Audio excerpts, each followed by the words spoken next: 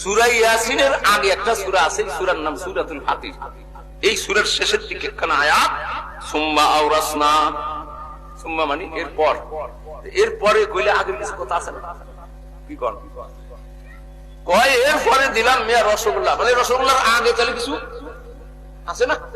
সুম্মা আওরাসনা, এরপরে আমি ওয়ারিস বানাইলাম, অধিকারী বানাইলাম, সিনার ভিতরে দিয়ে দিলাম পবিত্র কোরআন শরীফকে।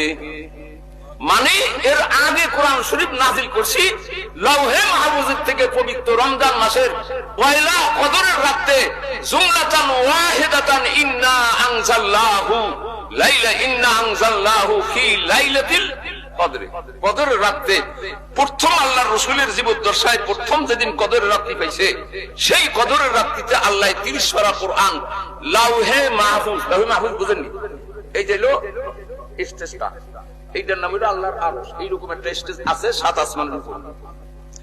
এর পরে স্টেজের পরে এই যে আমাকে বসানোর লিগা প্রধান বক্তার একটা চেয়ার দিছেন না, এটার নাম হলো কুরসি। আরবিতে কুরসি কয়, আর বাংলায় প্রচলিত চেয়ার কয় আর কি, আসলে ইংরেজি ভাষা। আল্লাহর আরশ আছে, কুরসি আছে, এরপরে লাউহে মাহফুজ আছে। এই যে উপরে একটা বাবারে চান্দা টানাইছেন নি, চান্দার এখন বর্তমানে মাঝখান দেওয়া জলম দিছেন, আগের যুগে জলম ছিল চতুর্পাশ দিয়া, কি কোন কুচি দেওয়া।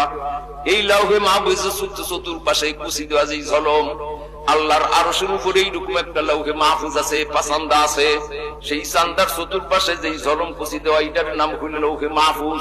ওখানে বিনা অক্ষরে, বিনা শব্দে, বিনা আওয়াজে, বিনা রঙে আল্লাহ 30 পারা কোরআন শরীফকে কুদরতি ভাবে চতুর্দিকে লিখে রাখছে।